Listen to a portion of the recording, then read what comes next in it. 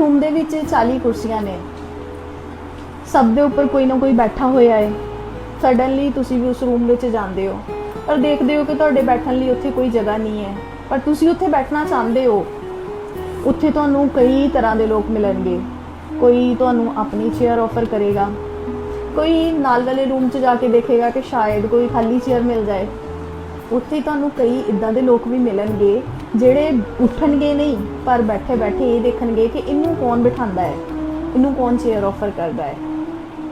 इस तरह जदों तुसीं अपनी लाइफ विच अगे वधदे हो, कुछ भी करन जांदे हो, किसी भी फील्ड विच, सेम इदां दे लोग तुहानूं उत्थे भी मिलदे ने। पर इंपॉर्टेंट ये है कि तुसीं ये देखना है कि तुहानूं खुश कौन देखना चाहता है, तुहाडी हेल्प कौन करता है, and who is offering their own chair.